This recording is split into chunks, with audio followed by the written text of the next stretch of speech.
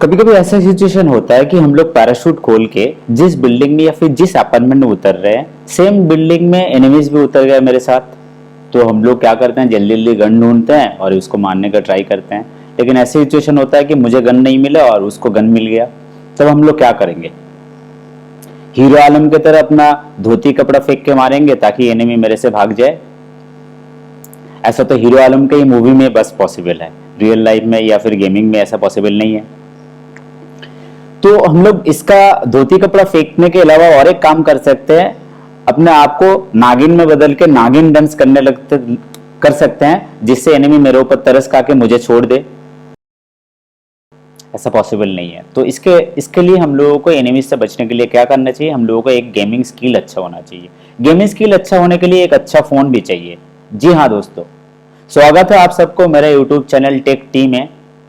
आज हम लोग बात करने वाले हैं कि एक अच्छा गेमिंग फोन होने के लिए उस फोन में कौन कौन सा पैरामीटर जरूरी होता है।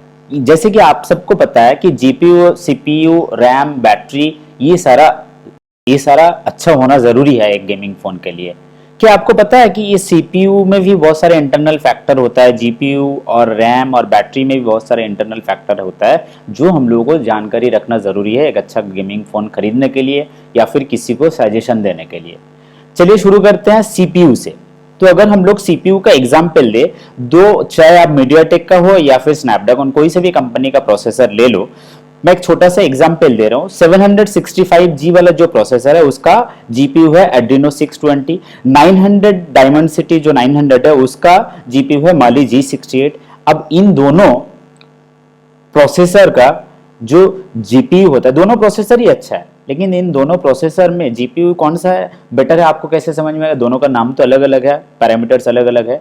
यहाँ पे एक पॉइंट आपको ध्यान रखना है कि वो जीपीयू डेटा ट्रांसमिट करने का पावर कितना है। जैसे कि 765G में 750 मेगाहर्ट्ज डेटा ट्रांसमिट कर सकता है पर सेकंड में। अगर 900 का बात करूं, वो आपका 900 mAh का डेटा ट्रांसमिट कर सकता है पर सेकंड में। इस हिसाब से आपको प्रोसेसर में से ज्यादा आपको जीपीयू में भी आपको पॉइंट्स भी आपको समझ में आएगा कौन सा प्रोसेसर और जीपीयू बेटर है। नेक्स्ट अब अगर हम लोग बात करेंगे रैम वाला टॉपिक में, कौन सा रैम यूज हुआ है यहाँ पे, रैम का वर्जन क्या है, चाहे वो DDR4 हो सकता है और DDR4X भी हो सकता है। तो DDR4 एंड DDR4X में मैं एक छोटा सा डिफरेंस दे दूं। 10 मिनट अगर आप कोई सा भी गेम PUBG हो, फ्री फायर हो खेल लो, उसमें DDR4 में अगर 2% बैटरी कंज्यूम होता है, DDR4X में आपको 1% बैटरी कंज्यूम होता है। इस हिसाब से आपको DDR5 रैम में भी और लेस बैटरी कंजम्पशन होगा, है ना। हम लोग बात करेंगे बैटरी के बारे में। बस बैटरी का आपका इमेज देख के फोन नहीं खरीदना, आपको बैटरी में कितना फास्ट चार्जिंग टेक्नोलॉजी है, कितना देर में फुल चार्ज होता है, कितना वॉट का चार्जिंग टेक्नोलॉजी उस फोन में यूज किया हुआ है, इसका हम लोगों को ध्यान रखना है।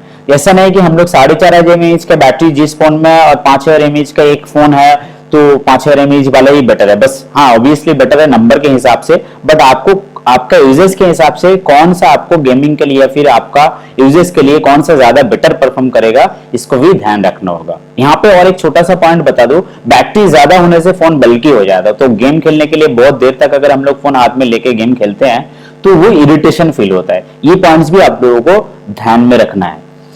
तो नेक्स्ट अगर हम लोग बात करते हैं, अगर एक फोन गेम खेलने के लिए एक अच्छा स्क्रीन का भी जरूरत होता है। तो अच्छा स्क्रीन किस हिसाब से होता है, उसका स्क्रीन का टाइप क्या है, चाहे वो एमोलेड हो, आईपीएस हो या फिर सुपर एमोलेड हो। एमोलेड सुपर एमोलेड में भी डिफरेंस है माइनर, आईपीएस से बहुत ज्यादा डिफरेंस है एमोलेड के साथ। और उसका रिफ्रेश रेट क्या है, चाहे वो 90 हर्ट्ज का है या फिर 120 हर्ट्ज का है, इसका भी हम रेजोल्यूशन क्या है, कौन सा रेजोल्यूशन उस फोन में यूज किया हुआ है। अगर रेजोल्यूशन बेटर होगा तो आपको विजिबिलिटी क्वालिटी और भी इंप्रूव्ड होगा, मतलब आप एनिमी को जल्दी जल्दी स्पॉट कर पाओगे। और एनिमी को स्पॉट कर पाओगे तो आप अच्छा प्लेयर भी बन जाओगे। कि उसको स्क्रीन में कौन सा प्रोटेक्शन यूज किए हैं उसको भी ध्यान रखना चाहिए कि कौन सा स्क्रीन प्रोटेक्शन हम लोग उस फोन में यूज किए हैं, चाहे कॉर्निंग गोरिल्ला ग्लास हो, पांडा ग्लास हो, स्कॉट एक्सटेंशन हो, इसका भी ध्यान देखना चाहिए।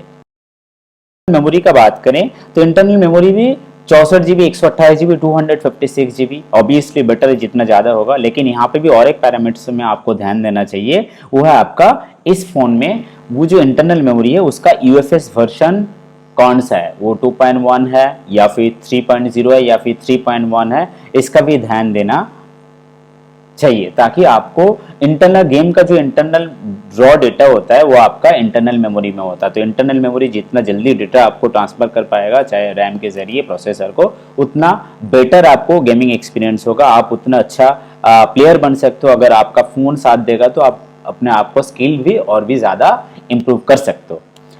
अगर इतना सारा पॉइंट्स हम लोग बात कर लिए, रैम रोम प्रोसेसर, इसके बाद आता है एक फोन का जो अगर इतना ज्यादा प्रोसेसर रैम रोम होगा तो फोन हीटिंग इशू हो सकता है। कि अगर आपका फोन हीट हो जाएगा, क्या आप उसको साथ में लेके नहाने जाओगे उसको ठंडा करने के लिए? नहीं ना। तो इसके लिए हम लोगों को फ़ोन में ध्यान देना चाहिए, उस फ़ोन में कूलिंग के लिए कौन सा टेक्नोलॉजी यूज़ किया हुआ है, ताकि हम लोग गेम खेलेंगे फ़ोन हीट को वो कंज्यूम करे, ताकि हीट को फ़ोन के इंटरनल से बाहर निकाल दे, आपको फ़ोन को ठंडा रखे। साथ ही साथ अगर आप कोई फ़ोन खरीद रहे हो, अगर गेम खेलोगे कोई भी फ़ोन के साथ, अच्छा गेमिंग फ़ोन के साथ साथ आपको एक अच्छा ईयरफोन का भी ज़रूरत है। कोई भी वायरलेस, चाहे वो ब्लूटूथ वाला हो या फिर कोई भी जितना भी बड़ा कंपनी का हो, उसमें कुछ ना कुछ आपको डेटा ट्रांसमिट लॉस होता है। कोई भी स्ट्रीमर को नहीं दिखिएगा कि आपको स्ट्रीम कर रहा है वायरलेस ईयरफोन से। अगर आपको मेरा छोटा सा वीडियो अगर पसंद आए, प्लीज़ लाइक कर देना और सब्सक्राइब करना मत